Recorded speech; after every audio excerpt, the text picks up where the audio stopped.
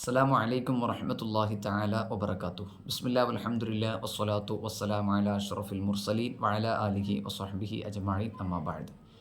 ഏറ്റവും സ്നേഹം നിറഞ്ഞ മുഅ്മിനീങ്ങളെ മുഅ്മിനാത്തുകളെ, പരിശുദ്ധമായ ബറാഅത്ത് രാവ് അള്ളാഹു ഏറെ ബഹുമാനിക്കുകയും മുത്തുനബിയിലൂടെ ലോകത്തോട് മുഴുവൻ ആദരിക്കണമെന്നും ബഹുമാനിക്കണമെന്നും വേണ്ടതുപോലെ ആ രാത്രിയെ ഉപയോഗപ്പെടുത്തണമെന്നും പഠിപ്പിച്ച പുണ്യം നിറഞ്ഞ രാവ്.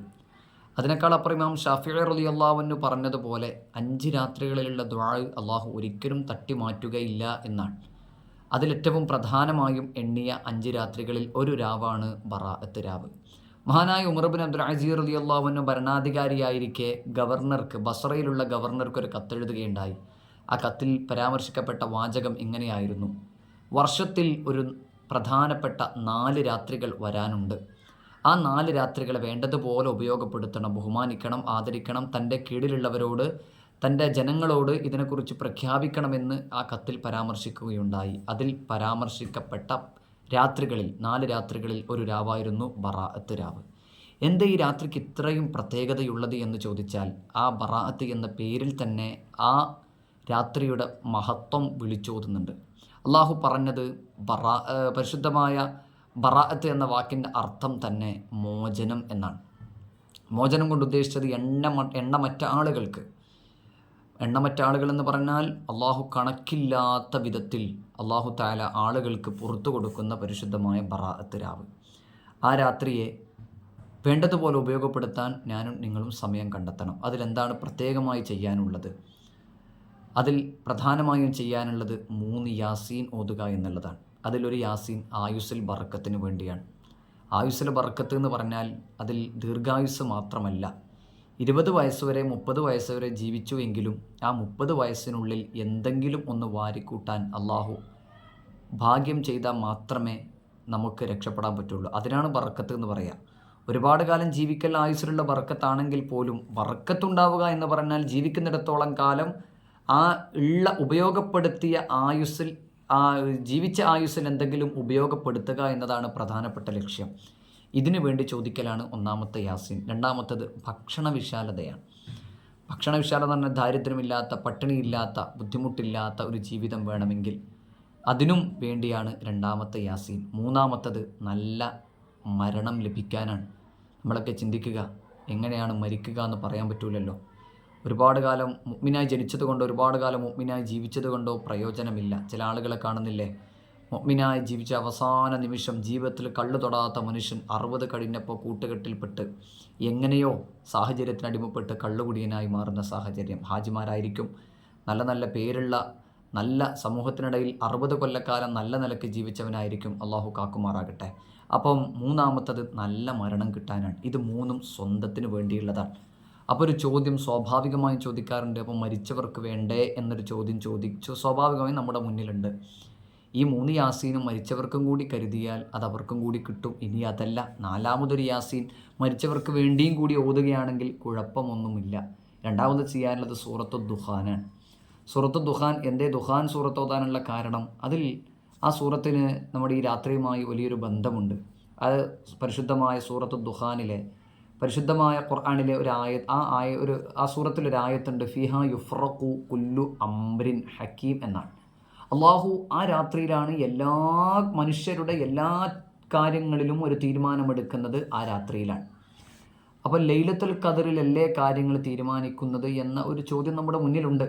അതിനെക്കുറിച്ച് മഹാന്മാർ നമ്മെ പഠിപ്പിച്ചത്, ലൗഹുൽ മഹ്ഫൂദിൽ നിന്ന് കാര്യങ്ങളൊക്കെയും പകർത്തി എഴുതി തുടങ്ങുന്നത് പരിശുദ്ധമായ ബറാഅത്ത് രാവിലാണ്. അത് ഫിക്സ് ചെയ്യുന്നത് ലൈലത്തുൽ ഖദറിലുമാണ്. അഥവാ എല്ലാ വിഷയങ്ങളിലും മൊത്തത്തിലൊരു തീരുമാനമെടുക്കുന്നത് ബറാഅത്തിലാണെങ്കിലും അതിൻ്റെ ഫൈനൽ, ഓരോ കാര്യങ്ങളിലുമുള്ള കൃത്യമായ തീരുമാനം ഫൈനൽ ചെയ്യുന്നത് ലൈലത്തുൽ ഖദറിലാണ്.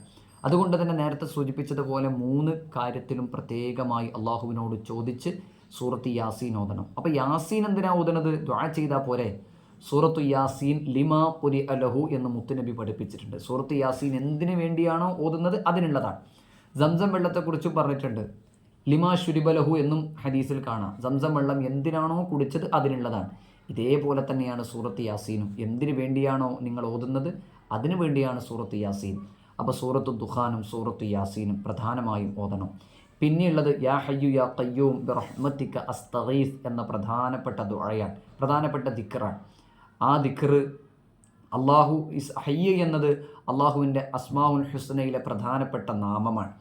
ആ ദിക്റിന് വല്ലാത്ത മഹത്വമുണ്ട്. അള്ളാഹുവിൻ്റെ നാമം ഉൾക്കൊള്ളുന്ന ദിക്ർ അത് പ്രത്യേകമായും 100 തവണ ചെല്ലുക. യാ ഹയ്യു യാ ഖയ്യൂമു ബിറഹ്മതിക അസ്തഗീസ്.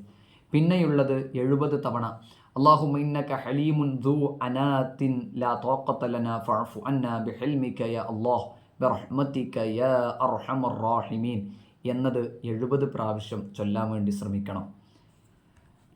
ഇത് കഴിഞ്ഞാൽ പിന്നെ ചൊല്ലാനുള്ളത് പ്രധാനപ്പെട്ട 100 തവണയുള്ള മറ്റൊരു ദിക്റാണ് ഹസ്ബി അല്ലാഹു വ നിഅമൽ വക്കീൽ നിഅമൽ മൗല വ നിഅമൻ നസീർ. ഇതും കൂടി ചെല്ലാനുള്ള സമയം ഞാനും നിങ്ങളും കണ്ടെത്തണം.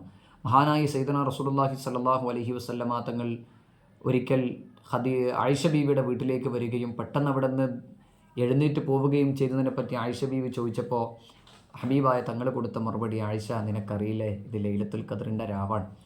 ഞാൻ കിടന്നപ്പോൾ എന്നെ ജിബ്രീൽ വിളിച്ചുണർത്തിക്കൊണ്ട് പറഞ്ഞു, യാ റസൂലല്ലാഹ് ഉറങ്ങല്ലേ നബിയെ, നിങ്ങൾ ദുആ ചെയ്യണം, മുഅ്മിനീങ്ങൾക്ക് വേണ്ടി ദുആ ചെയ്യണമെന്ന് പറഞ്ഞതനുസരിച്ചിട്ട് ഞാൻ ജന്നത്തുൽ ബഖയിൽ പോയി ദുആ ചെയ്തു എന്ന് ഹബീബായ തങ്ങൾ പഠിപ്പിച്ചൊരു സംഭവമുണ്ട്. നമ്മളെ കൂട്ടത്തിലൊക്കെ മരിച്ച ആളുകളുണ്ട്, വാപ്പമാരുണ്ട്, ഉമ്മമാരുണ്ട്, അവർക്കൊക്കെ വേണ്ടി പ്രത്യേകം ദുആ ചെയ്യുക.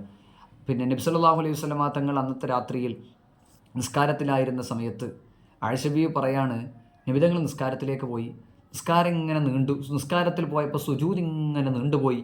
സുജൂദ് നീണ്ടുപോയപ്പോൾ ഞാൻ കരുതി ലനൻതു അന്നഹു ഖദ് ഖുബിൽ, മുത്തുനബിയുടെ റൂഹെങ്ങാനും പിടിക്കപ്പെട്ടോ എന്ന സംശയത്തിൽ ഞാൻ മുത്തുനബിയെ ഒന്ന് തൊട്ട് നോക്കി, എൻ്റെ വസ്ത്രത്തിൻ്റെ മേൽഭാഗത്തു കൂടി തൊട്ട് നോക്കിയെന്നൊക്കെയാണ് അതിൻ്റെ വിശദീകരണം കാണുന്നത്. മുത്തുനബിയെ തൊട്ട് നോക്കിയപ്പോൾ ചലനം കണ്ടു. പിന്നീട് മുത്തുനബി എന്തോ മന്ത്രിക്കുന്നത് ഞാൻ കേട്ടപ്പോൾ എൻ്റെ കാതുകളെ മുത്തുനബിയുടെ ചുണ്ടോടടുപ്പിച്ചപ്പോൾ മുത്തുനബി പ്രത്യേകമായ ഒരു ദുആ സുജൂദിൽ ആവർത്തിച്ച് ചൊല്ലുന്നത് ഞാൻ കേട്ടു എന്ന് ആയിഷ ബീവി റിപ്പോർട്ട് ചെയ്ത ഹദീസിലുണ്ട്. എന്തായിരുന്നു അത് ചൊല്ലിയിരുന്നത്? അല്ലാഹുമ്മ ഇന്നി അഊദു ബിറിളാക മിൻ സഖതിക വബിമുആഫാതിക മിൻ ഉഖൂബതിക വഅഊദു ബിക മിൻക ലാ ഉഹ്സി സനാഅൻ അലൈക അൻത കമാ അസ്നൈത അലാ നഫ്സിക. വളരെ അർത്ഥവത്തായ ഒരു ദുആയാണ് ഈ ദുആ. ഈ ദുആ നബി സല്ലല്ലാഹു അലൈഹി വസല്ലമ തങ്ങൾ സുജൂദിൽ ചൊല്ലി. ആയിഷ ബീവി പിന്നീട് നിസ്കാരം കഴിഞ്ഞപ്പോൾ നബിയോട് ചോദിച്ചു, നബിയെ എന്തായിരുന്നു നിങ്ങൾ സുജൂദിൽ ചൊല്ലിയിരുന്നത്? മുത്തുനബി ദുആ പഠിപ്പിച്ചിട്ട് പറഞ്ഞു, ആയിഷ തഅല്ലിമീഹിന്ന, നീ ഇത് പഠിക്കണം, വഅല്ലിമീഹിന്ന, നീ ഇത് പഠിപ്പിക്കണം സമൂഹത്തിന്, വഇന്ന ജിബ്രീല അല്ലമനീഹിന്ന, എനിക്കിത് പഠിപ്പിച്ചത് ജിബ്രീലാണ്, നീ ഇത് പഠിക്കുകയും സമൂഹത്തിന് പഠിപ്പിക്കുകയും ചെയ്യണമെന്ന് പറഞ്ഞ പ്രധാനപ്പെട്ട രാത്രിയാണ് ബറാഅത്ത് രാവ്. അതിൽ അള്ളാഹു മൈൻഡ് ചെയ്യാത്ത പ്രധാനപ്പെട്ട 6 വിഭാഗം. 1 മുശ്രിക്കീങ്ങളാണ്, ബഹുദൈവ വിശ്വാസികളാണ്. രണ്ടാമത്തത് വലാ ഇലാ മുഷാഹിനിൻ, ഹൃദയത്തിൽ വിദ്വേഷം വെച്ച് നടക്കുന്ന ആളുകൾ, ആളുകളോട് ഇങ്ങനെ പക വെച്ച് നടക്കുന്ന ആളുകൾ ഒരിക്കലും ഉണ്ടാവരുത്. പിന്നെ ഖാത്തി റഹിമാൻ, കുടുംബമെന്ന് മുറിക്കുന്നവർ. പിന്നെ വലാ ഇലാ മുസ്ബിലിൻ, നെരിയാണിക്ക് താഴെ വസ്ത്രം അഹങ്കാരത്തോടെ ഇട്ട് വലിച്ചിഴച്ച് നടക്കുന്ന ആളുകൾ, അവരിലേക്കും അള്ളാഹു നോക്കൂല. പിന്നെ മാതാപിതാക്കളെ ബുദ്ധിമുട്ടിക്കുന്നവൻ, അത് കഴിഞ്ഞാൽ ലഹരിക്ക് അടിമയായി കള്ളുകുടി പതിവാക്കിയ മനുഷ്യൻ, ഇങ്ങനെയൊക്കെയാണ് അള്ളാഹു തിരിഞ്ഞു നോക്കൂല എന്ന് മഹാന്മാർ പഠിപ്പിച്ച പ്രധാനപ്പെട്ട വിഭാഗങ്ങൾ. അതുകൊണ്ട് തന്നെ ഇതിലൊന്നും പെടാതെ നല്ല നിലക്ക് കുടുംബബന്ധക്കം ചേർത്ത് നല്ല മുഅ്മിനായി അള്ളാഹുവിനോട് തേടി എല്ലാവർക്കും വേണ്ടി ദുആ ചെയ്ത് നല്ല നിലക്ക് ഈ രാവിനെ ഉപയോഗപ്പെടുത്തണം. അള്ളാഹു തൗഫീഖ് ചെയ്യുമാറാകട്ടെ. അള്ളാഹു ഈ ബറാഅത്തിൻ്റെ രാവിൻ്റെ ബറക്കത്ത് കൊണ്ട് നമ്മുടെ എല്ലാ പ്രയാസങ്ങളും മാറ്റി തരുമാറാകട്ടെ. നിങ്ങളൊക്കെ ദുആയിൽ, വിലപ്പെട്ട സമയത്തുള്ള ദുആയിൽ എന്നെയും കുടുംബത്തെയും കൂടി ഉൾപ്പെടുത്തണമെന്ന് അഭ്യർത്ഥിക്കുകയാണ്. അസ്സലാമു അലൈക്കും വറഹ്മത്തുള്ളാഹി തആല വബറകാതുഹു.